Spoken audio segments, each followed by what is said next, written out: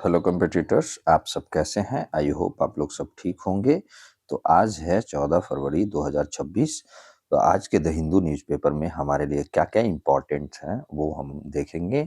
उससे बढ़ने से पहले मैं आपको बता देना चाहता हूँ कि देखिए द हिंदू का मुद्दा पढ़ने के बाद जो हम लोग एमसीक्यू करते हैं ना हमारा, वो हमारे लिए बहुत ज़्यादा फ़ायदेमंद होता है, ठीक है? क्योंकि आपको एग्ज़ाम का पैटर्न पता चलता है, क्वेश्चन्स का पैटर्न पता चलता है, ठीक है? और देखिए मैं लगभग आपको हर मुद्दे के पीछे लगभग 2 या 4 एमसीक्यू हर मुद्दे के पीछे मैं लगाता हूँ, ठीक है? देखिए सेकंड मुद्दे का भी है आपका लगा हुआ। तो इससे क्या होता है ना बेनिफिट कि आपको एक तो एग्ज़ाम का पैटर्न आपको पता चलता है कि मतलब किस तरीके से आपका क्वेश्चन्स बनाए जाते हैं और आपका जो मुद्दा पढ़ने के बाद जो मैं आपको मेंस मेंस का भी आपका जीएस आप तैयार करवाता हूँ, जिससे क्या होता है कि जब आप मेंस आप लिखोगे, ठीक है? तो उस वहाँ पे आपको ये मुद्दे मतलब किस तरीके से किस चीज़ को मतलब आपका मुद्दा समझ में आएगा और किस तरीके से लिखा जाता है वो भी आपको समझ में आएगा, ठीक है? आपकी समझ विकसित होगी, ठीक है? और एक तो आपका न्यूज़ करंट आपका तैयार होते जा रहा है, ठीक है? और मैं एक चीज़ और कहना चाहता हूँ कि आप लोग जो भी वनडे वाले जो भी लर्नर हैं, प्लीज़ आप लोग एमसीक्यू आप लोग पूरे तरीके से अच्छे से लगाइएगा। हाँ, ठीक है, आप पूरे मुद्दा ज़रूर सुनिएगा, ठीक है? उसके बाद एमसीक्यू लगाइएगा, उससे क्या होगा कि आपको लगभग हर मुद्दे में 4 या 5 क्वेश्चन्स लगे रहते हैं। तो डेली आपका 20 क्वेश्चन्स आपके करंट से आपका हो रहा है, ठीक है? तो ये कम से कम 20 क्वेश्चन्स हैं और अगर आपका 4 महीना पेपर में बचा हुआ है, तो आपका लगभग-लगभग आपका 800 क्वेश्चन्स मतलब सॉरी आपका 180 क्वेश्चन्स मतलब आपका 240 क्वेश्चन्स आपका यहाँ से रेडी होता है, ठीक है? 240 क्वेश्चन्स में मिनिमम आपका और जो वैसा मुद्दा मैं करवाता हूँ जो कहीं न कहीं आपका टच अप करेगा ही करेगा आपका एग्ज़ाम से, ठीक है? और पीसीएस वाले और यूपीएससी वाले आप लोग तो प्लीज़ आप लोग ध्यान दीजिएगा, फ़ोकस कीजिएगा आप लोग क्योंकि आपको मेंस भी देना है, ऐसा नहीं है कि सिर्फ़ प्री आप निकाल लिए तो प्री ही आप दीजिएगा, ठीक है?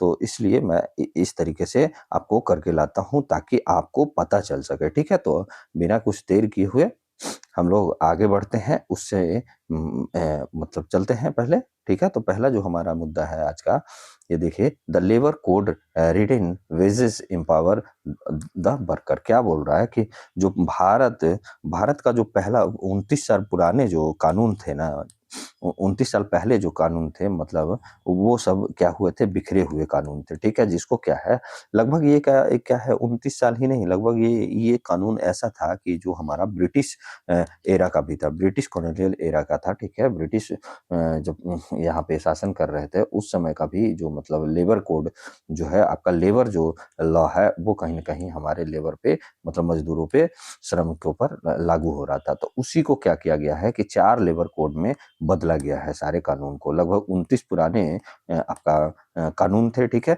जो ब्रिटिशर समय के काल के था। इसी तरीक़ा से जो हमारा कल ही मैं आपको पढ़ा दिया था सेवा तीर्थ, मैं आज आपको नहीं पढ़ाया हूँ, ठीक है? क्योंकि इस कल ही मैं आपको पढ़ा दिया था सेवा तीर्थ जो आपका हुआ है, आपका पीएमओ ऑफ़िस खुला है।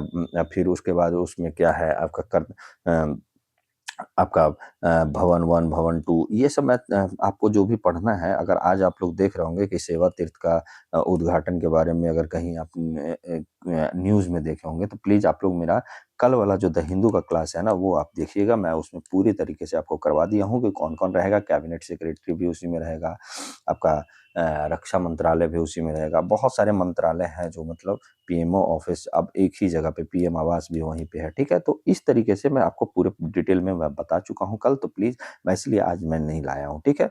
तो पढ़ते हैं क्या है इसमें। इससे क्या हुआ ना जब लेबर कोड को 29 कानून को बिखरे हुए जो थे, उसको 4 कानून में जब वर्गीकृत किया कर दिया गया, तो उससे क्या होगा कि ईज़ ऑफ डूइंग बिज़नेस आराम से हो जाएगा, ठीक है? और श्रमिकों की सामाजिक सुरक्षा होगी और वित्तीय समावेशन को एक साथ आगे बढ़ाना इसका मतलब उद्देश्य है, ठीक है? अब क्या है कि इससे क्या हुआ एक तो श्रम प्रशासन को सरल सरल सिम्प्लिफिकेशन किया गया, पारदर्शी और आधुनिक बनाने का प्रयास किया गया है, ठीक है इससे?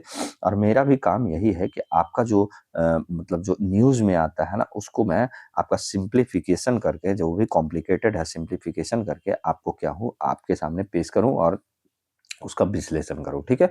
तो पहला जो कोड में बदला गया है, जो देखिए कोड ऑन वेजेस 2019 ठीक है? वेतन संहिता 2019 इसको बोला जा रहा है, ठीक है?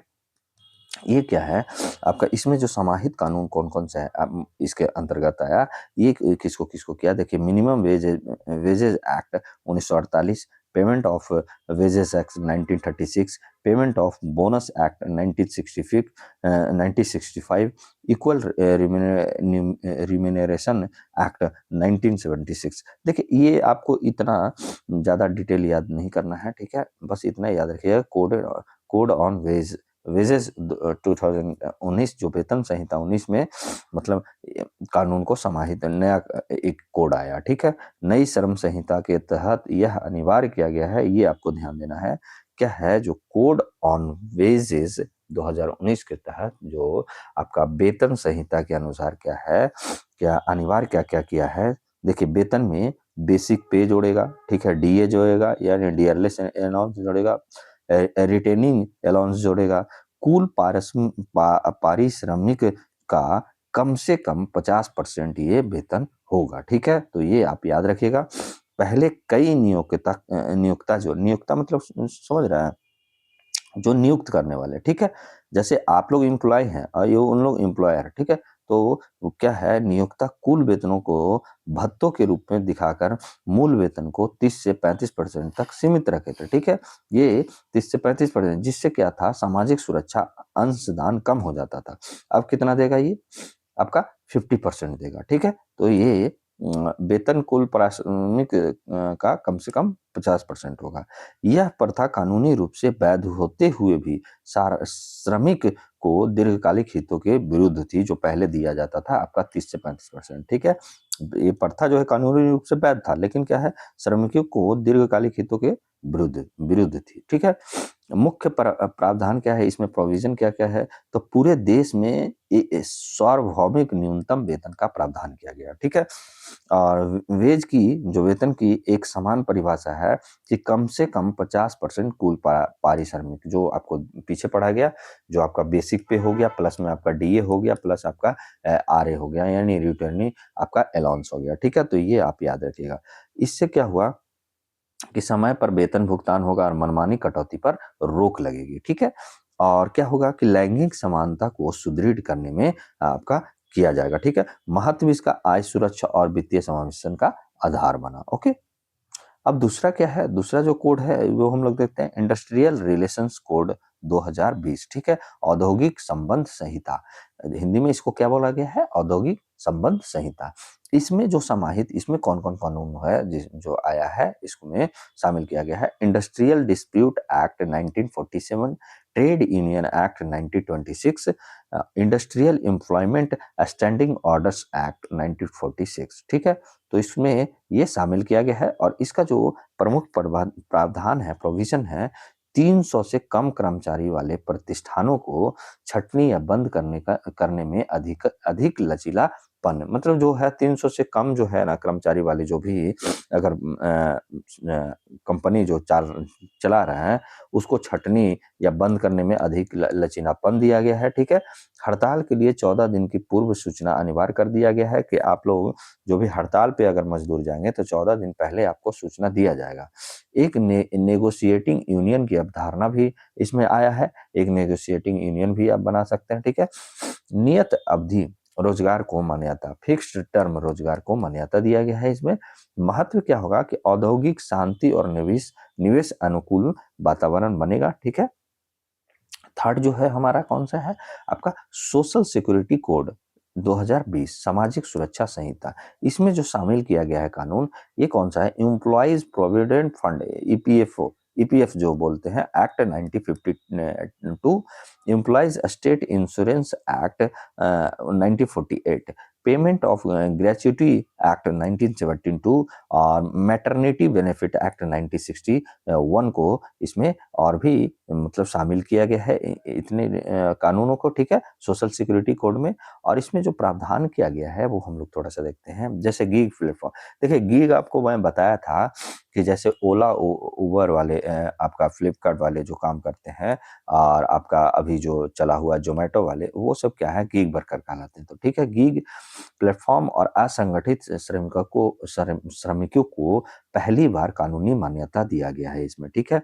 इसमें पीएफ, प्रोविडेंट फंड, पेंशन हो गया, बीमा हो गया, ग्रेच्युटी का विस्तार किया गया है। तो ये भी आप याद रखिएगा, प्रावधान आप याद रखिएगा। नियत अवधि कर्मचारियों को 1 वर्ष में ग्रेच्युटी आपको देना है। सामाजिक सुरक्षा लाभों की पोर्टेबिलिटी जो है आपका ये प्रदान करना है। और महत्व इसका क्या है कि व्यापक सामाजिक एवं वित्तीय सुरक्षा बढ़ा इससे, ओके। और लास्ट जो कोड है ये आपका occupational safety health and working condition code 2020, okay. OSH code है इसका। इसमें जो समाहित कानून किया गया है, factories act 1948, mines act 1952, contract labour act 1970, आपका क्या लगभग आपका कुल 13 कानून इसमें आपका शामिल किया गया है, ओके। और इसका प्रावधान हम लोग देखते हैं, तो इसमें जो प्रावधान किया गया है ना कि सुरक्षित और स्वस्थ कार्य परिस्थितियां आपको करवाना है। प्रवासी श्रमिकों की परिभाषा का विस्तार किया जाना है। महिलाओं को सभी क्षेत्र में काम करने की अनुमति दिया गया है सुरक्षा के साथ, तो ये भी आप याद रखिएगा। कार्य जो घंटा है, वर्किंग आवर जो है, और कल्याण सुविधाओं का मानकीकरण करना भी जरूरी है। इसका महत्व क्या होगा, कार्यस्थल की गरिमा और मानव सुरक्षा बढ़ेगा, ओके। तो ये आप ये ध्यान दीजिएगा। और इससे क्या हुआ कि श्रमिक जो आपका सशक्तिकरण का आर्थिक आधार बढ़ा है। जैसे क्या है, सामाजिक सुरक्षा में वृद्धि हुई है। वेतन की नई परिभाषा से क्या हुआ कि भविष्य निधि जो आपका प्रोविडेंट फंड जो है आपका योगदान बढ़ेगा। और पेंशन और ग्रेच्युटी की राशि में भी वृद्धि होगी। सेवा निवृत्ति के बाद आय सुरक्षा मजबूत होगी। और सामाजिक सुरक्षा अब कल्याणकारी लाभ नहीं बल्कि वित्तीय परिसंपत्ति निर्माण का साधन बनती है, ठीक है। तो ये भी आप याद है। दूसरा क्या होगा इससे कि नियत अवधि जो फिक्स टर्म जो हो गया आपका कर्मचारियों का सशक्तिकरण किया। अब 1 वर्ष की सेवा के बाद ग्रेच्युटी का अधिकार बन जाता है, ठीक है। ये ग्रेच्युटी जो है ना आपको मैम पढ़ाएंगे ना जब इकोनॉमिक्स, तो वो अच्छे से आपको बता देंगे, ठीक है वहाँ पे। तो इतना याद रखिए कि ये ग्रेच्युटी का अधिकार है। अल्पकालिक रोजगार भी अब टर्मिनल वित्तीय लाभ से जोड़ा जाएगा, ठीक है। इससे क्या होगा कि अस्थायी रोजगार भी सम्मानजनक और सुरक्षित बनता है, ठीक है। जैसे आपका जोमेटो हो गया, स्विगी हो गया, आपका ओला हो गया, उबर हो गया, ये सब में क्या है कि अस्थायी रोजगार है, ठीक है। तो इसको भी अब क्या होगा, सम्मानजनक मतलब एक आपको रिस्पेक्टफुल रिस्पेक्ट देगा। और प्लस में आपका क्या है कि आपको सिक्योरिटी भी देगा, मतलब, ठीक है। तो ये आप याद रखिएगा। थर्ड क्या है कि आय स्थिरता और वित्तीय समावेशन भी होगा। वेतन संरचना में पारदर्शिता से क्या आएगा, औपचारिक आय जो है बैंकिंग, बीमा और पेंशन प्रणालियों से बेहतर जुड़ाव बनाएगा। और जीवन चक्र जो जोखिम है, जैसे बेरोजगारी होगा, बीमारी होगा, बुढ़ापा से ये सुरक्षा प्रदान करता है, ठीक है। आपको सुरक्षा देता है। आपका श्रमिक औपचारिक अर्थव्यवस्था की सक्रिय सहभागी बनते हैं, ठीक है।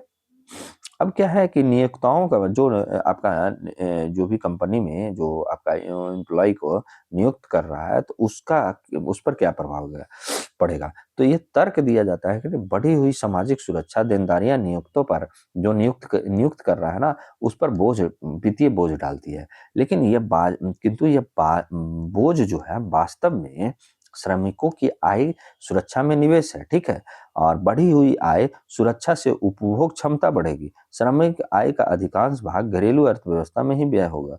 इससे मांग आधारित विकास को बल मिला। जैसे जैसे देखिए, आपको पहले किसी मजदूर को 50 रुपया मिल रहा है, तो 50 रुपया में वो कितना खर्चा करेगा। वो मान लिया जाए कि आपका 40 रुपया खर्चा किया, ठीक है। तो 40 रुपया का ही आपका वस्तुओं को मांग रहा, ठीक है। और इसको जब आपको 500 रुपया मिलने लगेगा, तो ये 400 रुपया ये खर्चा करेगा। 400 रुपया खर्च करेगा तो इसका मांग भी तो बहुत बड़ा हो जाएगा। और इससे मांग जो होगा, तो मांग आधारित क्या होगा, आपको इसके लिए उत्पादन भी बढ़ाना पड़ेगा। उत्पादन की भी बढ़ाना पड़ेगा, जिससे क्या होगा, फिर से आपको श्रम की जरूरत पड़ेगा। श्रम श्रम श्रम यानी आपका रोजगार उत्पन्न होगा, ठीक है। तो ये कहीं ना कहीं आपका इकोनॉमिक चैन बना रहा है, ठीक है। ये इकोनॉमिक चैन बनाता है। तो इकोनॉमिक सर्कुलर जो ऐसी बनता है, ठीक है। इकोनॉमिक चैन जो है ये इसी बनता है, ठीक है। तो ये आप याद रखिएगा। इसीलिए बोल रहा है कि ये मांग आधारित विकास आपका डिमांड लेड ग्रोथ को बल देगा, ठीक है। तो ये आप याद रखिएगा। मैक्रो आर्थिक और सामाजिक प्रभाव क्या पड़ेगा इस पर? तो आय का आंशिक पुनर्वितरण पूंजी से श्रम की ओर जाएगा और आर्थिक असमानता में कमी होगी, सामाजिक स्थिरता और श्रम गरिमा को बढ़ावा देगा। इस दृष्टि से श्रम संहिताएं समावेशी विकास की नीति उपकरण है, ठीक है? इसमें कुछ आलोचना भी है, तो आलोचना भी हम लोग देख लेते हैं और यथार्थ क्या है। कुछ ट्रेड यूनियन ने इन सुधारों को मजदूर विरोधी बताई है और कार्यान्वयन और प्रवर्तन को लेकर चिंताएं जायज हैं, किंतु वेतन की परिभाषा जैसे प्रावधान स्पष्ट रूप से प्रो वर्कर है, ठीक है? तो ये भी आप याद रखिएगा। और कहीं न कहीं बोला गया है कि पूर्ण विरोध अक्सर सुधारों की वास्तविक लाभों को अस्पष्ट कर देता है, ठीक है? तो इस पे आप जो है ना, आपको मेंस का क्वेश्चंस आप ज़रूर लिखिएगा। प्लीज़ आप लोग लिखा कीजिए। हमारा जो वैप्स अकेडमी आपका 24 वैक्स अकेडमी 24 जो टेलीग्राम चैनल है, प्लीज़ आज उस पे जॉइन कीजिए। जो भी हैं लर्नर हमारे और जो इसका डिस्क्रिप्शन बॉक्स में भी आपको दिया जाता है, ठीक है? तो आप जो हमारे चैनल है ना वैप्स अकेडमी, उसको आप सब्सक्राइब कीजिए प्लीज़ यार। जो भी नए लर्नर हैं प्लीज़ आप लोग सब्सक्राइब कीजिए और शेयर कीजिए और एक लाइक करके ज़रूर जाइएगा, ठीक है? और हमारा टेलीग्राम वैप्स अकेडमी 24 है, जो आपका डिस्क्रिप्शन बॉक्स में भी आपका लिंक दिया जाता है और इंस्टाग्राम का आईडी भी आपको लिंक आपको दिया जाता है, ठीक है? उसको कॉपी करके आप अपने इंस्टा और टेलीग्राम से आप जुड़ सकते हैं, ठीक है? और एक हमारा छोटा-सा लक्ष्य है 1000 आपका सब्सक्राइबर का, तो प्लीज़ आप लोग जल्दी से जल्दी सब्सक्राइब करवाइए और कीजिए, जो भी नहीं किए हैं अभी तक। और इससे क्या आपको बेनिफिट होगा ना, कि जो भी हमारे पहले जो 1000 सब्सक्राइबर होंगे, उनको फाउंडेशन कोर्स जो हम लोग लाने वाले हैं बहुत जल्द, आपका 14वीं जेपीएससी का मेंस का आपका कोर्स आने वाला है और प्लस में 72वीं बीपीएससी का आपका फाउंडेशन कोर्स जो है आपको लॉन्च होने वाला है, एक साथ ही लॉन्च होगा। तो उसमें जिनको जो मतलब चाहिए, अगर 14वीं जेपीएससी को आपको बैच चाहिए, तो वो भी आप अप्लाई कर सकते हो। प्लीज़ आप लोग जो भी सब्सक्राइबर 1000 रहेंगे, इन दोनों कोर्सों में आपको स्टडी गिफ्ट की तरफ से आपको गिफ्ट मिलेगा। तो ये बात आप लोग ध्यान दीजिए। जो भी आर्थिक रूप से कमज़ोर हैं, प्लीज़ उन लोगों तक पहुँचाइए, ताकि उनका भी एग्ज़ाम प्रिपरेशन करने में हम लोग का सहायता और उनको बेनिफिट मिले। वो अगर आर्थिक रूप से बहुत कमज़ोर हैं, तो प्लीज़ उनको तक तो ज़रूर पहुँचाइए। अगर आप लोग भी ऐसा नहीं है कि सिर्फ़ आर्थिक रूप से कमज़ोर वाले बच्चों के लिए हैं, जो हमारे पहले 1000 सब्सक्राइबर होंगे ना, उनके लिए ये बेनिफिट होगा ही होगा, ठीक है? और एक चीज़ और मैं कहता हूँ, इसलिए मैं बोल रहा हूँ आर्थिक रूप से, या जो बहुत दूर-दराज के क्षेत्रों वाले जो स्टूडेंट हैं, जो नहीं पहुँच पाते हैं, तो वो क्या है, वो इस कोर्स का फ़ायदा वो उठा सकते हैं। उन तक बताइए, उनको भी बताइए कि हाँ, इस तरीके से ये चैनल है। और जल्द ही, ऐसा नहीं है कि मैं आपको बोलकर और मैं आपको बेनिफिट नहीं दूँगा, बेनिफिट तो देना ही देना है आपको, ठीक है? तो ये आप याद रखिएगा और हमारे पढ़ाने का तरीका आपको पता ही चल रहा होगा। और थोड़ी बहुत जो है मतलब इंफ्रास्ट्रक्चर की कमियों की वजह से आपको थोड़ा बहुत हो सकता है कि आप लोग को कुछ समझाने में मुझे प्रॉब्लम आई होगी या आपको नहीं समझ में आया होगा, तो उसके लिए हम खेद जताते हैं। लेकिन आप एक बार आप करके देखिए, बहुत जल्द आप लोग को डिजिटल बोर्ड पे भी हम लोग आने वाले हैं और हमारे ऐप पे ही फाउंडेशन बैच जो कोर्स होगा वो लॉन्च होगा, ठीक है? तो आगे बढ़ते हैं। यहाँ पे हम लोग कहाँ थे? आपको मेंस का आपको मैं क्वेश्चंस दिखा रहा था। तो मेंस का क्वेश्चन जो है, देखिए आपको क्या है कि प्रश्न क्या है कि भारत की श्रम संहिताओं ने वेतन की परिभाषा को परिभाषित कर श्रमिकों के वित्तीय सशक्तिकरण की दिशा में एक संरचनात्मक बदलाव किया है। विस्तार से चर्चा कीजिए 250 शब्दों में। तो आप लोग आराम से इसका चर्चा कर सकते हैं। इससे क्या होगा ना, कि जो आप लोग जेपीएससी वाले जो है ना, अभी फिलहाल जो आप 8 मार्च को पेपर दीजिएगा, तो ऐसा तो नहीं है कि अगर आपका प्री निकल गया तो आप मेंस नहीं दीजिएगा, मेंस को बाद में आप कीजिएगा। मेंस का जो तैयारी है, इसी तरीके से आपका स्टार्ट हो जाएगा। आप एक बार स्टार्ट कीजिए इस तरीके से। आप बहुत लोगों से आप लोग अगर देखे होंगे कि वो जीएस पढ़ के, देखिए मैं आपको ये आंसर राइटिंग का जो है ना सेशन, इसी तरीके से आपका विकसित होते चला जाएगा। आपका आंसर राइटिंग एक बार आप स्टार्ट कर दिए ना, तो डेली आप लोग डेली मांग कीजिएगा फिर।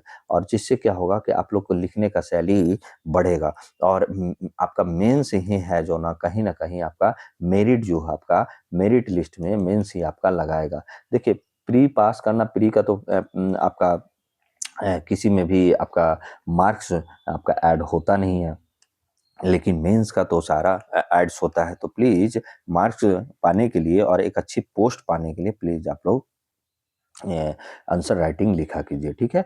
तो आगे बढ़ते हैं। इसमें एमसीक्यू भी हम लोग देखते हैं। देखिए एमसीक्यू तो सारे लोगों के लिए है, और वनडे वाले जो एग्ज़ाम देने वाले हैं जो आपका उम उनके लिए भी ये बहुत महत्वपूर्ण है। तो पढ़ते हैं हम लोग, क्या है कि क्वेश्चंस, भारत की श्रम संहिताओं के अंतर्गत वेतन की नई परिभाषा के संबंध में निम्नलिखित में से कौन-सा कथन सही है, ठीक है? तो हम लोग पहला कथन देखते हैं, वेतन की कुल पारिश्रमिक का न्यूनतम 50% होना चाहिए। देखिए मैं ये फर्स्ट क्वेश्चन का आंसर आज नहीं दूँगा। ये आपको आंसर आपको खुद करना है, ठीक है? बाकी सारे लोग का आंसर मैं दूँगा, ठीक है? भत्तों को पूरी तरह वेतन में शामिल किया गया है, क्या दूसरा सही है? ये आप देखिएगा। और थर्ड जो है हमारा कि वेतन की परिभाषा केवल संगठित क्षेत्रों पर लागू होती है। तो आपको बताना है कि ऑप्शन नंबर ए सही है कि बी सही है कि सी सही है या डी सही है। ये आप लोग को खुद बताना है कमेंट बॉक्स में। प्लीज़ आप लोग आज कमेंट कीजिएगा, जितने लोग देखिएगा प्लीज़ आप लोग कमेंट करके इसका आंसर ज़रूर दीजिएगा, ठीक है? आप लोग आंसर दीजिएगा और एक लाइक करके भी जाइएगा प्लीज़, आपसे रिक्वेस्ट है। आप लोग को समझ इ इ इससे हमें क्या पता चलेगा कि मैं आपको जो पढ़ा रहा हूँ, वो आपको समझ विकसित हो रही है। तो आपका आंसर आप बताइएगा इसका, ठीक है? कि भारत की श्रम संहिताओं के अंतर्गत वेतन की नई परिभाषा के संबंध में निम्नलिखित में कौन-सा कथन सही है? तो पहला कथन मेरा है कि वेतन के कुल पारिश्रमिक का न्यूनतम 50% होना चाहिए। भत्तों को पूरी तरह वेतन में शामिल किया गया है। और थर्ड जो है, वेतन की परिभाषा केवल संगठित क्षेत्र पर लागू होती है। तो ये आप याद रखिएगा, और मतलब याद नहीं, मतलब कमेंट करके बताइएगा, ओके? नेक्स्ट क्वेश्चन पे हम लोग चलते हैं। तो अगला जो क्वेश्चंस है आपको कि श्रम संहिताओं के तहत नियत अवधि कर्मचारियों के संबंध में कौन-सा प्रावधान सही है? तो ये जो है आपका ऑप्शन नंबर सी, 1 वर्ष की सेवा के बाद ग्रेच्युइटी का पात्र हो जाता है, वो ऑप्शन नंबर सी है। और हमारा नेक्स्ट क्वेश्चन है कि निम्नलिखित में कौन-सा सोशल सिक्योरिटी कोड 2020 आपका का प्रमुख योगदान है? तो ये जो है आपका उम, क्या है कि गीग वर्कर को ना आपका गीग और प्लेटफ़ॉर्म श्रमिकों को भी कानूनी मान्यता दिया गया है, यानी ऑप्शन नंबर बी है, ठीक है? ये आप याद रखिएगा। और अगले जो है क्या है कि श्रम संहिताओं द्वारा वेतन का परिभाषा का सबसे प्रत्यक्ष प्रभाव किस पर पड़ता है? तो पीएफ, पेंशन और ग्रेच्युटी लाभ पे पड़ता है, यानी ऑप्शन नंबर सी, ठीक है? और नेक्स्ट क्वेश्चन पे चलते हैं कि श्रम संहिताओं के संदर्भ में वित्तीय समावेशन का तात्पर्य क्या है? तो ये आप लोग बताइए। ये इसका जो तात्पर्य है कि श्रमिकों को औपचारिक सामाजिक सुरक्षा और वित्तीय तंत्र से जोड़ना है, यानी ऑप्शन नंबर हमारा सी इसका सही हो जाएगा, ओके? तो ये आप याद रखिएगा। और इसका जो लास्ट क्वेश्चन है क्या बोल रहा है कि संहिताओं के संदर्भ में निम्नलिखित कथनों पर विचार कीजिए। पहला कथन क्या बता रहा है कि श्रम संहिताएं श्रमिक आय को स्थिर कर मांग आधारित विकास को प्रोत्साहित करता है, तो ये बात सही है। श्रमिकों की आय का एक बड़ा हिस्सा घरेलू अर्थव्यवस्था में परिसंचरित होता है, क्या ऐसा होता है? तो ये बताइएगा, ये ऐसा नहीं होता है। श्रमिकों का आय का एक बड़ा हिस्सा घरेलू अर्थव्यवस्था में परिसंचरित होता है। श्रम संहिताओं का उद्देश्य आय का पुनर्वितरण केवल पूंजी के पक्ष में करना, तो ये ऐसा नहीं है, ठीक है? 2 सही है आपका, घरेलू अर्थव्यवस्था में ही परिसंचरित होता है, यानी ऑप्शन नंबर हमारा ए सही हो जाएगा, ठीक है? थर्ड हमारा गलत है, क्योंकि केवल पूंजी के पक्ष में करना नहीं है, ये उद्देश्य आय का पुनर्वितरण केवल पूंजी के पक्ष में करना ऐसा नहीं है, ठीक है? नेक्स्ट हमारा जो मुद्दा है आज का क्या है कि India believed Panchsheel pact settled border आपका सीडीएस, ठीक है? CDS chief of defence staff, मैं ये आपको पूरी तरीका से मैं पढ़ा दिया हूँ। अगर जो भी स्टूडेंट पढ़े हैं प्लीज आप कमेंट बॉक्स में सीडीएस का फुल फॉर्म और सॉरी गठन इसका कैसे हुआ, और इसका पहला जो आपका चीफ ऑफ डिफेंस जो डायरेक्टर थे वो कौन थे, वो आप लोग ज़रूर बताइएगा।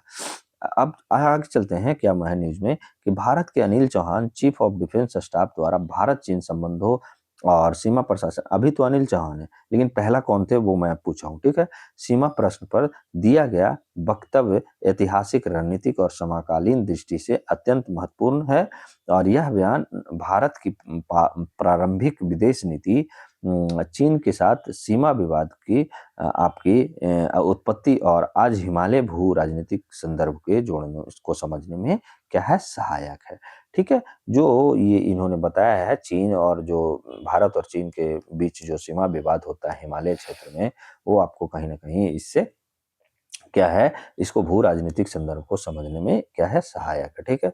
ऐतिहासिक पृष्ठभूमि क्या है इसका? देखिए स्वतंत्रता के बाद भारत की नीति जो रहा है ना, स्वतंत्रता के बाद जो भारत है, यह तय करने की स्थिति में था कि उसकी सीमाएँ कहाँ तक हैं। देखिए भारत जो था ना, वो अपना सीमा को ही तय करने में आपका स्थिति में उस समय कि उसकी सीमाएँ कहाँ तक है, ये तय कर रहा था उस समय जब स्वतंत्र भारत हुआ था क्योंकि बिखरा हुआ पड़ा हुआ था। आप लोग को पता होगा कि भारत के आज़ादी के बाद भी जैसे आपका हैदराबाद हो गया, आपका कश्मीर हो गया, ये सब जो है ना बाद में हमारे देश में सम्मिलित हुए हैं, ठीक है? लगभग आपका बहुत सारे प्रांतों का जो है आपका भारत में शामिल किया गया था, ठीक है? ये आपका सबसे बड़ा जो है सरदार वल्लभ भाई पटेल जो थे उनका योगदान बहुत अहम रहा है। उन्होंने ही आप जब स्वतंत्र भारत के बाद का जो आप इतिहास जब पढ़ोगे ना तो वहाँ पे ये आएगा, ठीक है? तो ये बात आप याद रखिएगा और जब मैं हिस्ट्री पढ़ाऊँगा तो मैं वहाँ पे बहुत अच्छे से एक्सप्लेन करूँगा, ठीक है? तो इसी के बाद ये है कहीं न कहीं आपका ये बोल रहा है कि भारत यह तय करने की स्थिति में था कि उसकी सीमाएँ कहाँ तक होंगी, ठीक है? तत्कालीन जो उस समय प्रधानमंत्री थे, आपका जवाहरलाल नेहरू चीन के साथ मैत्रीपूर्ण संबंध स्थापित करना चाहते थे। इसीलिए पूर्वी क्षेत्र में क्या था मैकमोहन लाइन और पश्चिमी में लद्दाख को लेकर भारत के दावे स्पष्ट रूप से परिभाषित नहीं थे, ठीक है? तो ये भी आप याद रखिएगा और पंचशील एक समझौता होता है 1954 तो ये आप याद रखिएगा।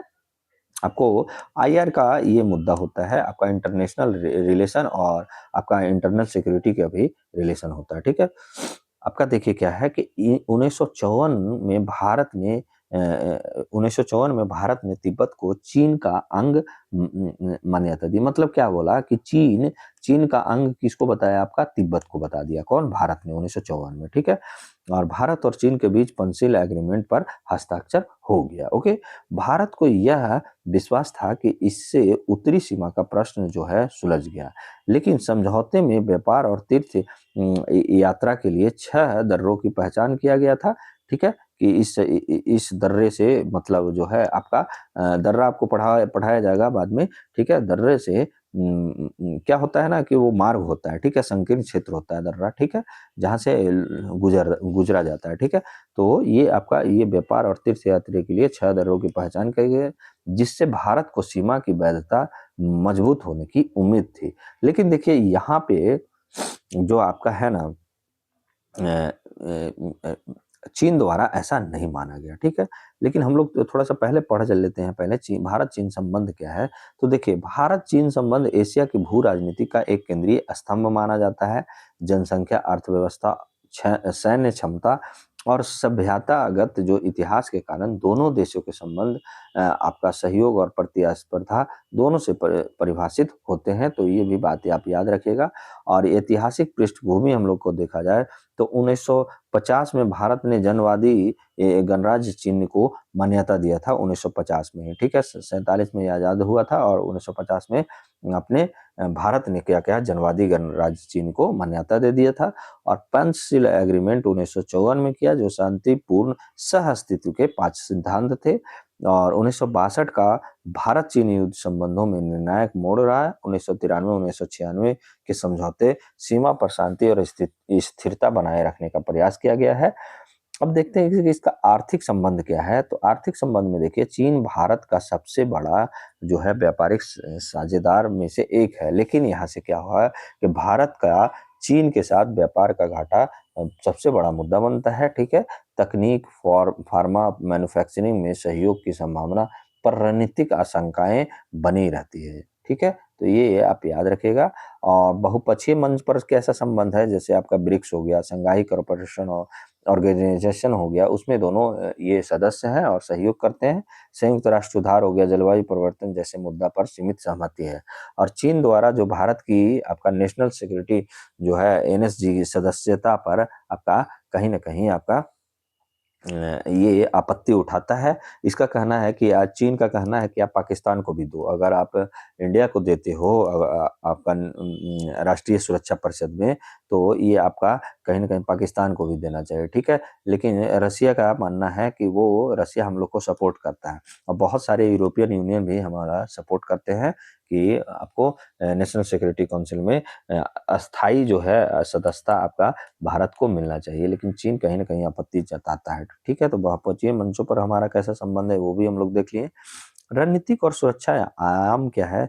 तो चीन-पाकिस्तान रणनीतिक साझेदारी जैसे आपका सी-पैक जो सी-पैक है, आपका चाइना-पाकिस्तान एक आपका इकोनॉमिक कॉरिडोर जो है भारत के लिए चिंता है और हिंद-प्रशांत क्षेत्र में शांति में शक्ति संतुलन के लिए बनाने की आवश्यकता पड़ता है, ठीक है?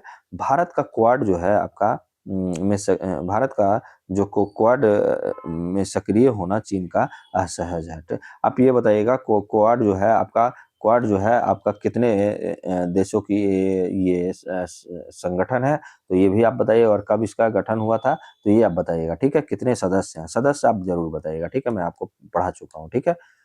ओके? कमेंट बॉक्स में ज़रूर बताइएगा। अब देखिए भारत और चीन के मतभेद की जड़ क्या है? तो ये हम लोग थोड़ा-सा देख लेते हैं। देखिए चीन का दृष्टिकोण था कि पंचशील समझौता ना केवल व्यापार से संबंधित था। जो हम लोग 1954 में जो हम लोग पंचशील समझौता किए तो वो क्या मानता था चीन कि ये केवल व्यापार समझौता संबंधित समझौता था, ना कि सीमा विवाद के समाधान से, ठीक है? तिब्बत पर चीन के जब कब्जे हो गए हैं, तो उसके बाद जो भारत और चीन के बीच प्राकृतिक हिमालयी बफर समाप्त हो गया और एक प्रत्यक्ष सीमा डायरेक्ट बॉर्डर अस्तित्व में आई जो किसके तरफ से? चाइना की तरफ से आई, ठीक है? तो ये आप याद रखिएगा। यही आगे चल के 1962 का युद्ध का कारण बना और आज का जो लाइन ऑफ एक्चुअल कंट्रोल जो है विवादों की पृष्ठभूमि बना हुआ है, ठीक है? जिसके ऊपर मूवी भी मतलब बना हुआ है, ठीक है? सीमा विवाद जो है, बॉर्डर डिस्प्यूट जो है, क्या है? ये देखते हैं। तो मुख्य क्षेत्र जो है, पश्चिमी क्षेत्र, अक्साई चीन जो लद्दाख में है और मध्य क्षेत्र जो है आपका उसमें उत्तराखंड, हिमाचल सीमा जो है। पूर्वी क्षेत्र अरुणाचल प्रदेश चीन द्वारा जो दक्षिण तिब्बत ये जो है उत्तराखंड वाला ना आपका लिम्पुआ धुरा और काला पानी लिपु लेक जो है ना, वो ये कहीं न कहीं विवाद में रहता है, ठीक है? वास्तविक नियंत्रण रेखा जो है लाइन ऑफ एक्चुअल कंट्रोल स्पष्ट रूप से परिभाषित नहीं है, जिससे बार-बार टकराव की स्थिति बनती है, तो ये भी आप याद रखिएगा। और समकालीन जो घटनाक्रम हुआ था आपका, देखिए आपका क्या हुआ था 2017 में डोकलाम गतिरोध हुआ था, 2020 में पूर्वी लद्दाख में सैन्य तनाव आपका गलवान घाटी, देखिए गलवान घाटी मूवी गलवान आपका आ रहा है, ठीक है? तो ये कहीं न कहीं देखिए अब कहाँ तक दर्शाया जाता है। देखिए बोला जाता है, ऐसा नहीं है कि आपको मैं मूवी के बारे में बता रहा हूँ, क्योंकि बताया जाता है कि आपका जो आप सॉरी जो आपका ये आप एथिक्स जब पढ़ोगे ना, एथिक्स जब पढ़ोगे तो वहाँ पे आपको एथिक्स पढ़ने के समय आपको इन सब चीज़ों के बारे में आपको आएगा, ठीक है? कि जो चलचित्र होते हैं या जो आपका फ़िल्म होते हैं, ये आपको हमारे समाज के लिए किस प्रकार का आईना होते हैं, और उसका कहाँ तक प्रासंगिक है, ठीक है? अभी के वर्तमान में, तो इस तरीके का क्वेश्चंस बनते ही बनते हैं। तो क्या आपको पारदर्शिता हो, क्या आईना दिखाना चाहते हैं? बहुत सारे मूवी ऐसे नहीं बन जाते हैं। आप देखे होंगे मुन्ना भाई एमबीबीएस अगर मूवी देखे होंगे, देखिए उस समय कानून हमारा नहीं था। जब एक्सीडेंट होता था ना, तो एक्सीडेंट जब हो जाता था, तो एक्सीडेंट अगर किसी का हो गया, मतलब कोई दुर्घटना है, अगर कुछ ऐसा हुआ, तो लोग हॉस्पिटल में लाने से डरते थे क्योंकि पुलिस केस बनता था। पहले क्या करना पड़ता था, आपका पुलिस स्टेशन में खबर देना पड़ता था, ठीक है? उसके बाद ही आप क्या करेंगे कि जो भी डॉक्टर होंगे, वो क्या करते थे कि उसका इलाज करते थे। लेकिन मूवी में पहले दर्शाया गया, जो देखे होंगे एक सीन आता है कि आपका डॉक्टर का ही हाथ को जो चाकू रहता है या जो जिससे ऑपरेशन करता है उससे काट देता है और उसके बाद बोलता है क्या पहले जाके आपको फॉर्म आप भरो, पुलिस केस है ये, आप इसका इलाज नहीं कर सकते हैं, तो जब अपने पे बीतता है तभी पता चलता है। तो इसी उसी के बाद जो है ना सुप्रीम कोर्ट ने एक नियम जो नियम लागू किया कि नहीं, जो फॉर्म भरना या पुलिस केस करना अनिवार्य नहीं है, उसको इमरजेंसी के तौर पर आपका बाद में उसका बयान लेकर उसका किया जा सकता है। और अब तो ऐसा हो गया है कि आप अगर किसी को ले जाते हैं तो आपसे कुछ भी नहीं पूछा जाएगा अगर रोड पे एक्सीडेंट। तो प्लीज़ आप लोग के सामने भी अगर किसी का होता है तो प्लीज़ आप लोग हेल्प करने से नहीं डरिएगा कि कोई भी आप पर पुलिस केस या कुछ भी आपको लफड़ा में आप नहीं फँस सकते हैं। तो ऐसा आप याद रखिएगा। तो ये कहीं न कहीं हमारे जो समाज का आईना दिखाने का काम किया ये कौन-सा मूवी, ठीक है? तो ये आपको इसीलिए मैं बता रहा था, ठीक है? आगे बढ़ते हैं। क्या है, सैन्य और कूटनीतिक स्तर पर वार्ताएं जारी पर पूर्ण यथास्थिति बहाली नहीं हुआ है। अब यहाँ पे देखते हैं समकालीन रणनीति का आयाम क्या है। तो हिमालय सीमाओं का बढ़ता महत्व है, ठीक है, बढ़ रहा है अभी महत्व। सीडीएस ने जो चीफ ऑफ डिफेंस स्टाफ ने रेखांकित किया कि आज हिमालय सीमाएं केवल सैन्य नहीं बल्कि बहुआयामी रणनीतिक क्षेत्र बन चुकी है। जैसे कैसे आपका देखते हैं, आपका यहाँ पे बता रहा है कि जलवायु परिवर्तन, जल सुरक्षा, सीमा प्रबंधन, सैन्य आधुनिकीकरण, आपदा प्रबंधन, ये सरकार द्वारा सीमावर्ती जो क्षेत्र है ना, क्षेत्रों में बुनियादी ढांचे के विकास पर ध्यान दिया जा रहा है, जो दीर्घकालिक राष्ट्रीय सुरक्षा के लिए आवश्यक है, ठीक है। तो ये आप याद रखिएगा और थोड़ा ध्यान देते चलिएगा। यहाँ पे एक बात किया गया है आपका भीष्म, भीष्म इसको बोल सकते हैं या BHISM बोल सकते हैं। और रणनीतिक चिंता क्या है, तो देहरादून में भारत हिमालयन इंटरनेशनल स्ट्रेटेजिक मंच जिसको बोला जाता है, जिसको भीष्म बोला जा रहा है, ओके। तो किस स्थापना एक महत्वपूर्ण बौद्धिक पहल है। यह मंच अकादमिक संस्थानों और नीति निर्माताओं के बीच सेतु का कार्य करेगा। और सेवानिवृत्त जो लेफ्टिनेंट जो जनरल हमारे अजय कुमार सिंह हैं के अनुसार यह मंच सरकार को हिमालय क्षेत्र से जुड़े रणनीतिक विषयों पर नीतिगत सुझाव देगा। क्या है ये भीष्म, तो ये हम लोग थोड़ा-सा देखते हैं। पहले तो इसका फुल फॉर्म जो है आप लोग याद रखिएगा क्योंकि फुल फॉर्म पूछ लेता है। भारत हिमालयन इंटरनेशनल स्ट्रैटेजिक मंच, ठीक है? तो ये ऐसे पूछ सकता है कि भीष्म क्या है?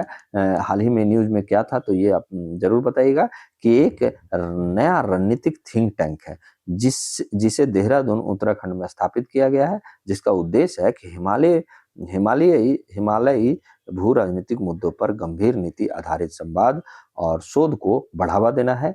यह मंच सुरक्षा, सीमा प्रबंधन, जल सुरक्षा, जलवायु परिवर्तन जैसे व्यापक मुद्दों पर गहन और समन्वित विचार प्रस्तुत करता है। तो ये आप याद रखिएगा भीष्म क्या है।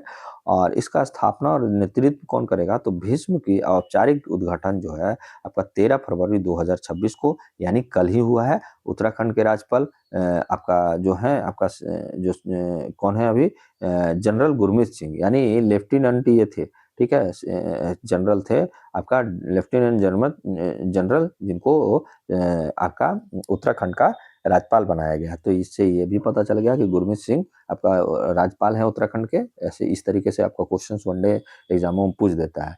और ये भीष्म के कारण ही ये जो आपको मैं अभी पढ़ाया ना, जो हिमालय क्षेत्र के बारे में, सीडीएस के बारे में, तो ये वो उसी अंतराल मतलब मंच को उद्घाटन करते समय ही वो ऐसा वक्तव्य दिए थे। इसी पे ये न्यूज़ बना है आज का, ठीक है।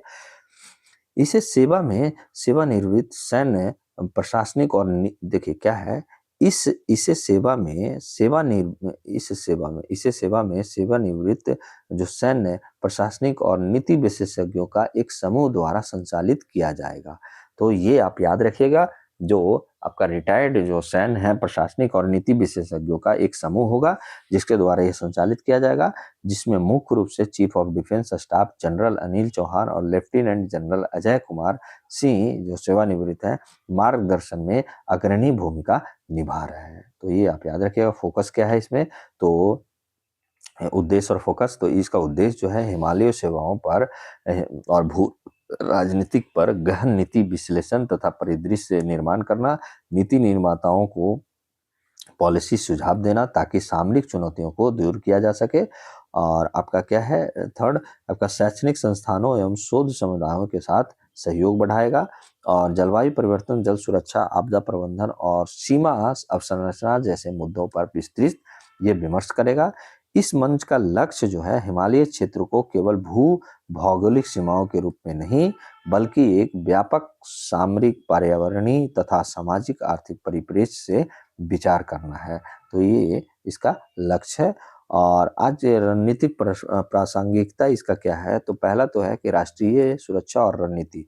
देखिए लाइन ऑफ एक्चुअल कंट्रोल जो है ना, सीमावर्ती अवसंरचना और प्रतिकूल मौसम जैसी चुनौतियों पर ये समग्र अपना दृष्टिकोण अपनाता है।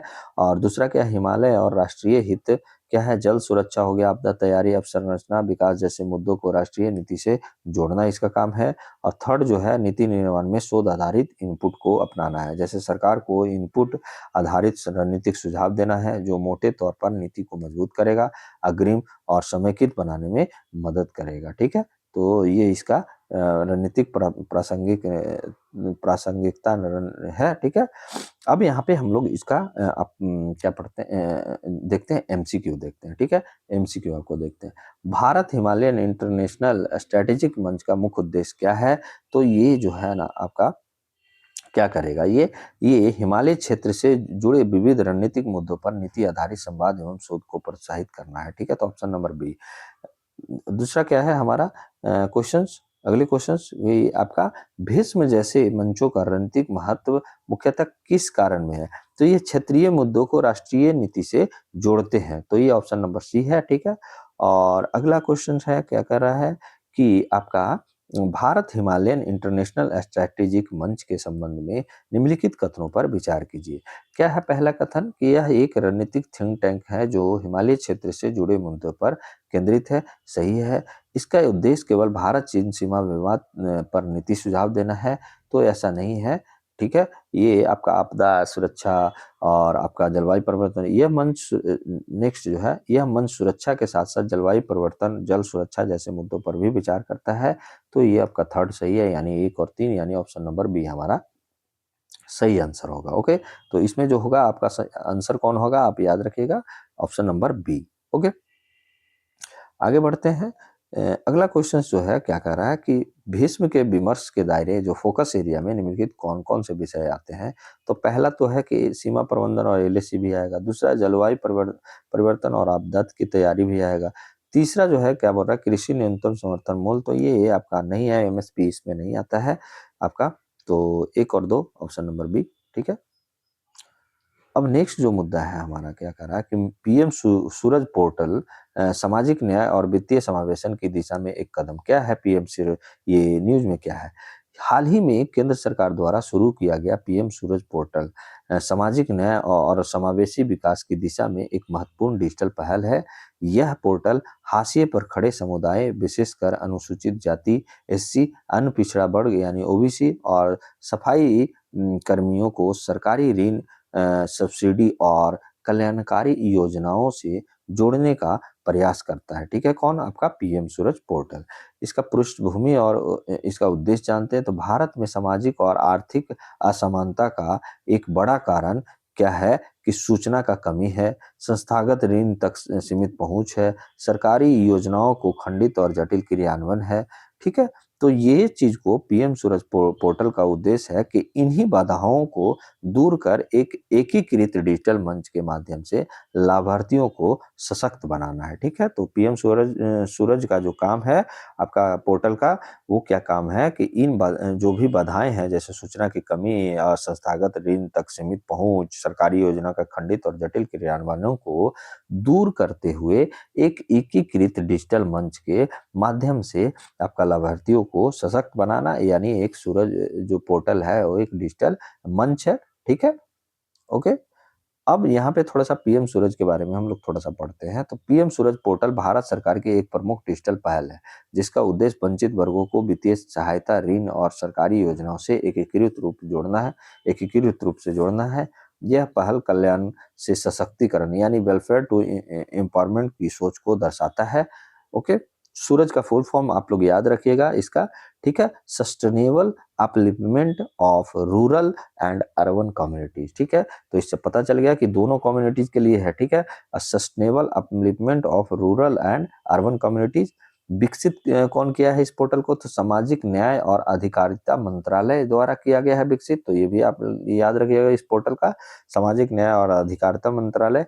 उद्देश्य क्या है कि जो अनुसूचित जाति एससी हो गए, अन्य पिछड़ा वर्ग यानी ओबीसी और सफाई कर्मियों का सामाजिक आर्थिक सशक्तिकरण करना, स्वरोजगार और उद्यमिता को बढ़ाना, संस्थागत ऋण और सब्सिडी तक आसान पहुंच करवाना, सरकारी योजनाओं के क्रियान्वयन में पारदर्शिता लाना इसका उद्देश्य है, ठीक है? आगे बढ़ते हैं। क्या है पीएम सूरज पोर्टल की प्रमुख विशेषता? तो देखते हैं कि एकीकृत एक डिजिटल प्लेटफॉर्म है जो विभिन्न केंद्रीय योजनाओं को एक ही पोर्टल पर उपलब्ध कराता है, जैसे ऋण हो गया, सब्सिडी हो गया और कौशल विकास योजनाओं तक सीधी पहुंच ये दिलाता है। दूसरा क्या है? वित्तीय समावेशन को बढ़ावा देगा, जैसे सूक्ष्म उद्यमियों, स्वरोजगार चाहने वाले को संस्थागत ऋण से जोड़ेगा ये, और बिचौलियों की भूमिका को यहाँ कम कर ये डीबीटी यानी आपका डायरेक्ट बेनिफिट, आपका डीबीओ डायरेक्ट बेनिफिट ओरिएंटेशन है, ठीक है? और थर्ड क्या है? सामाजिक सशक्तिकरण करेगा, सफाई कर्मियों और वंचित समुदायों को गरिमापूर्ण आजीविका का अवसर प्रदान करेगा और उद्यमिता को बढ़ावा देकर कल्याण से सशक्तिकरण की ओर बदलाव करेगा। ओके, तो ये आप याद रखिएगा। और क्या है कि समावेशी विकास पर क्या प्रभाव पड़ेगा इसका? तो स्वरोजगार और सूक्ष्म उद्यमों को प्रोत्साहन मिलेगा, आय सृजन होगा और गरीबी उन्मूलन में योगदान देगा, ठीक है? औपचारिक बैंकिंग और ऋण व्यवस्था से जुड़ाव करेगा और सामाजिक गतिशीलता में वृद्धि लाएगा, ठीक है? सोशल मोबिलिटी में आपका वृद्धि लाएगा और यह पहल सब्सिडी आधारित मॉडल से आगे बढ़कर क्षमता निर्माण मतलब कैपेसिटी बिल्डिंग पर ये केंद्रित है। चुनौतियां और चिंताएं क्या है? डिजिटल साक्षरता की कमी है भारत में, ग्रामीण और दूर दराज क्षेत्रों में इंटरनेट पहुंच आज भी हमारे लिए संभव नहीं है, राज्य स्तर पर समन्वय और प्रभावी कार्यान्वयन कहीं ना कहीं जरूरी है और यह सुनिश्चित करना कि सबसे वंचित व्यक्ति भी वास्तव में लाभान्वित हो, ठीक है? ओके, अब इसका हम लोग क्या करते हैं, एमसीक्यू चलते हैं। तो एमसीक्यू में क्या है कि पीएम सूरज जो पोर्टल के संदर्भ में निम्नलिखित कथनों पर विचार कीजिए। पहला कथन क्या कह रहा है कि यह एक एकीकृत डिजिटल मंच के रूप में कार्य करता है। क्या दूसरा क्या कह रहा है कि यह केवल अनुसूचित जाति के लिए सीमित है। थर्ड क्या कह रहा है आपका, इसका उद्देश्य वित्तीय समावेशन और स्वरोजगार को बढ़ावा देना है। देखिए आप लोग इसका आंसर जो है आप लोग दीजिएगा, ठीक है? बहुत आसान आंसर है, लेकिन आप लोग दीजिएगा कमेंट बॉक्स में, ठीक है? जितने भी लोग हैं देखेंगे, प्लीज आप लोग कमेंट बॉक्स में इसका option number A B C D आपका कौन है इन तीनों में, तो आप लोग जरूर से जरूर आप लोग कमेंट कीजिएगा, ठीक है? तो आगे बढ़ते हैं हम लोग अगले क्वेश्चन पे। देखिए पीएम सूरज पोर्टल का पूर्ण रूप क्या है यानी फुल फॉर्म क्या है? तो ये क्या है? Option number B, sustainable upliftment of rural and urban communities, ठीक है? Option number B. PM Suraj portal का मुख्य उद्देश्य क्या है? तो ये क्या है? ऑप्शन नंबर बी, वंचित वर्गों को लोन, सब्सिडी और सरकारी योजनाओं से जोड़ना है, ठीक है? अगला जो क्वेश्चन आपका कह रहा है, आपका क्या कह रहा है कि पीएम सूरज पोर्टल को किस मंत्रालय द्वारा विकसित किया गया? तो ये सामाजिक न्याय अधिकारिता मंत्रालय द्वारा किया गया, ऑप्शन नंबर सी। और आपका जो आगे क्वेश्चंस कह रहा है कि पीएम सूरज पोर्टल के लाभार्थियों के में मुख्यतः कौन शामिल है? तो ये कौन शामिल है आपका? आप इसका भी कमेंट में बताइएगा क्योंकि पीछे वाले का क्वेश्चंस आपका बन सकता है इससे, ठीक है? तो कमेंट बॉक्स में इसका भी आंसर आप बताइएगा, ठीक है? जरूर से जरूर, प्लीज आप लोग से रिक्वेस्ट है। इससे पता चलता है कि आप लोग कितना हमारे आप लोग ध्यान से पढ़े हैं, ठीक है? अगला जो है कि national large solar telescope news में है, क्या है ये, क्यों? देखिए क्यों चर्चा में है ये? देखिए केंद्रीय बजट जब 2026-27 में भारत सरकार ने लद्दाख में ग्राउंड बेस्ड खगोल विज्ञान अवसंरचना यानी ग्राउंड बेस्ड एस्ट्रोनॉमी इंफ्रास्ट्रक्चर के बड़े विस्तार को मंजूरी दी थी। इसके अंतर्गत बोला गया कि 2 नए मेगा टेलीस्कोप स्थापित किए जाएंगे और एक मौजूदा सौर वेधशाला का उन्नयन किया जाएगा, ठीक है? तो ये आप याद रखिएगा, यह घोषणा जो है भारत की उन्नत खगोल वैज्ञानिक क्षमताओं को मजबूत करने की दिशा में एक महत्वपूर्ण कदम मानी जा रही है। इसका समाचार का संदर्भ क्या है, तो ये देखिए यह पहल नेशनल लार्ज टेलीस्कोप जैसी परियोजनाओं को गति देती है। लद्दाख क्षेत्र विशेष रूप से पैंगोंग त्सो के आसपास ये ऊंचाई, शुष्क जलवायु, कम वायुमंडलीय अशांति के कारण खगोल और एवं सौर अवलोकन के लिए आदर्श माना जाता है। तो ये भी आप याद रखिएगा, ठीक है। नेशनल लार्ज सोलर टेलीस्कोप क्या है, तो ये देखते हैं। भारत की एक महत्वाकांक्षी खगोल वैज्ञानिक परियोजना है जिसका उद्देश्य है कि सूर्य की सतह और उसके मंडल का अत्यंत उच्च रिजोल्यूशन में अवलोकन करना है।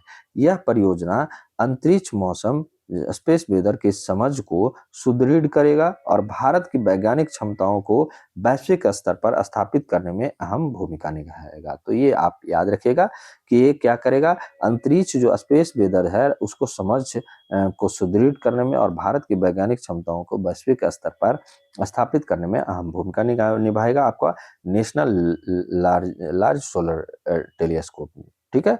और ये स्थान कौन सा स्थान पे इसको सेट किया गया है, तो पैंगोंग त्सो लेक के निकट ही लद्दाख में उच्च ऊंचाई है, शुष्क जलवायु है, कम वायुमंडलीय अशांति है, शांति नहीं अशांति है, ठीक है। के कारण यह क्षेत्र अवलोकन के लिए आदर्श माना जाता है, ठीक है। वैज्ञानिक फोकस क्या कर रहे हैं, तो आपका नेशनल लार्ज आपका सोलर टेलीस्कोप का प्रमुख जो है अनुसंधान क्षेत्र में निम्नलिखित होंगे। आपका क्या, तो सौर चुंबकीय क्षेत्र, ठीक है, सौर ज्वालाएं, कोरोनल मास इंजेक्शन, अंतरिक्ष मौसम से जुड़ी घटनाएं। इन अध्ययनों से उपग्रह संचार, जीपीएस हो गया, बिजली ग्रिड हो गया, अंतरिक्ष अभियानों पर सौर गतिविधियों का प्रभाव, बेहतर पूर्वानुमान संभव होगा। तो ये आप याद रखिएगा कि इससे क्या क्या होगा।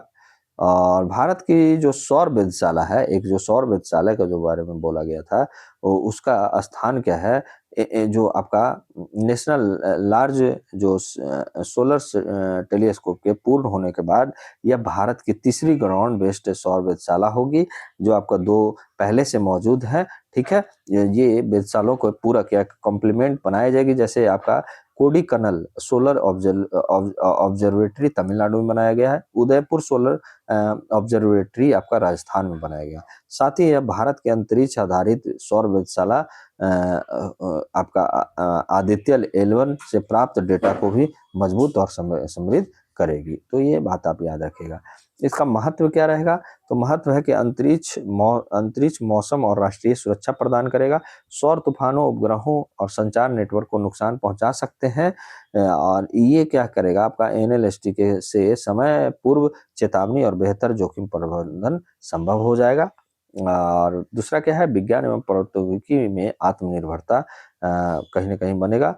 उन्नत ऑप्टिक्स और प्रिसीजन इंजीनियरिंग में स्वदेशी क्षमता का विकास बढ़ेगा और आत्मनिर्भर भारत और मेक इन इंडिया को ये बढ़ावा देगा। थर्ड क्या है कि वैश्विक वैज्ञानिक योगदान, भारत को अंतर्राष्ट्रीय और अनुसंधान समुदाय में प्रमुख स्थान मिलेगा। दीर्घकालिक और उच्च गुणवत्ता वाले सौर डेटा का सृजन होगा। ओके, और इसमें एक और चीज था आपका नेशनल लार्ज ऑप्टिकल नियर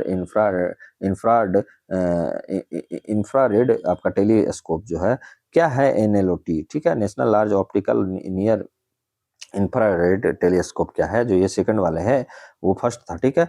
आपका एक उन्नत ऑप्टिकल नियर इंफ्रारेड टेलीस्कोप होगा जिसे अत्यंत दूरस्थ खगोलीय पिंडों और ब्रह्मांडीय घटनाओं का अध्ययन के लिए ये डिजाइन किया गया है, ठीक है। वैज्ञानिकों का अनुप्रयोग इसमें क्या है, तो एक्सोप्लैनेट्स का अध्ययन होगा, तारकीय और आपका आकाशगंगा विकास यानी स्टेलर और ग्रेविटी आज का गैलेक्टिक इवोल्यूशन हो जाएगा। कॉस्मोलॉजी क्या होता है, सुपरनोवा विस्फोट कैसे होगा, दूरस्थ आकाशगंगाएं आदि को इसमें क्या करेगा, अनुप्रयोग किया जाएगा। महत्व इसका क्या है कि बड़े कलेक्टिंग एरिया और ऊंचाई वाले स्थान जो है, हाई एल्टीट्यूड साइट के कारण आपका NLOT एशिया क्षेत्र के सबसे शक्तिशाली ऑप्टिकल टेलीस्कोप में शामिल हो जाएगा और यह भारत को डीप स्पेस ऑब्जर्वेशन में वैश्विक अग्रिम पंक्ति में ये लाएगा, ठीक है। लद्दाख खगोल का विज्ञान का नया केंद्र क्यों, उच्च ऊंचाई है, कम वायुमंडलीय नमी है, न्यूनतम प्रकाश प्रकाश प्रदूषण है। इन कारणों से लद्दाख भारत का उभरता हुआ खगोल वैज्ञानिक हब बनता जा रहा है, जो मैं आपको अभी भी बताया था। चाइना और भीष्म जो आपका खोला गया है, तो कहीं न कहीं आपको रिलेट आपको कोई आपका मुद्दा कर ही रहा है, ठीक है? अब ये देखिए, national large optical near infrared telescope का मुख्य उद्देश्य क्या है? तो डीप स्पेस में दूरस्थ खगोलीय पिंडों का अध्ययन करना, ऑप्शन सी। और नेक्स्ट क्वेश्चन है कि असर्शन है कि लद्दाख भारत का एक प्रमुख ग्राउंड बेस्ड खगोल विज्ञान केंद्र बनता जा रहा है, ठीक है? ये आपका कथन है, ठीक है? दूसरा क्या बोल रहा है कि कारण इसका बोल रहा है कि क्योंकि यह उच्च ऊंचाई, शुष्क जलवायु और न्यूनतम प्रकाश प्रदूषण पाया जाता है। तो ये सही है, यानी ए और आर दोनों सही है, और आर ए की व्याख्या भी कर रहा है, तो ऑप्शन नंबर ए हमारा सही हो जाएगा। ओके, अगले प्रश्न में चलते हैं कि क्या बोल रहा है कि एनएलएसटी जो नेशनल लार्ज सोलर टेलीस्कोप के संदर्भ में निम्नलिखित कथनों पर विचार कीजिए। पहला कथन ये है, ग्राउंड बेस्ड सौर वेधशाला है, सही है। इसका प्रमुख फोकस सौर चुंबकीय क्षेत्र और सौर ज्वालाओं पर है, ये भी सही है। इसे समुद्र तल के पास स्थापित किया गया है, ऐसा नहीं है। इसको कहाँ किया गया है? आपका हिमालय आपका पैंगोंग सो लेक जो है आपका लद्दाख में, वहाँ किया गया। तो ऑप्शन नंबर ए हमारा सही होगा, ठीक है। अगले प्रश्न पे चलते हैं। आपका क्या बोल रहा है कि नेशनल लार्ज आपका सोलर टेलीस्कोप को लद्दाख क्षेत्र में स्थापित किए जाने का प्रमुख कारण क्या है? तो ये आपका ऑप्शन नंबर बी, उच्च ऊंचाई और कम वायुमंडलीय अशांति, ठीक है। और नेक्स्ट क्वेश्चन जो है हमारा कि नेशनल लार्ज सोलर टेलीस्कोप का मुख्य उद्देश्य क्या है? तो ये क्या करना है आपका, क्या करेगा ना कि ये आपका क्या करेगा, सूर्य की सतह और वायुमंडल का उच्च रिजोल्यूशन अवलोकन ये करेगा, ऑप्शन नंबर बी यहाँ पे। और हमारा आज का लास्ट क्वेश्चन जो है आपका कि एनएलएसटी किन सौर घटनाओं का अध्ययन में विशेष रूप से सहायक होगा? तो पहला आपका सोलर फ्लेयर यानी सौर ज्वालाएं, ठीक है, सही होगा। कोरोनल मास इंजेक्शन, ये भी सही है। और थर्ड आपका ब्लैक होल, ये नहीं होगा। और फोर्थ जो है आपका अंतरिक्ष मौसम यानी स्पेस वेदर। तो 1 2 4 जिसमें है वो सही होगा, यानी ऑप्शन नंबर बी हमारा सही होगा। ब्लैक होल इसमें नहीं है, ठीक है। तो आज का सेशन कैसा लगा प्लीज़ हमारे कमेंट बॉक्स में ज़रूर आप कमेंट करके बताइएगा। और एक छोटा-सा हम लोग का लक्ष्य है 1000 सब्सक्राइबर का, तो प्लीज़ यार जल्दी से जल्दी आप लोग सब्सक्राइब कीजिए और लाइक भी ज़रूर करके जाइएगा। और प्लीज़ जो भी मैं आपको क्वेश्चंस पूछा हूँ, आप उसका आंसर कमेंट बॉक्स में ज़रूर दीजिएगा। और हमारा टेलीग्राम चैनल जो है आपका व्यव्स अकेडमी 24, उससे आप जुड़िए, और ताकि आपका हमारे पास डाटा रहे, और आपको जब 1000 सब्सक्राइबर के जब गिफ्ट दिया जाए तो आपको भी प्राप्त हो सके, ठीक है। तो आज के लिए बस इतना ही। जय हिंद, जय भारत।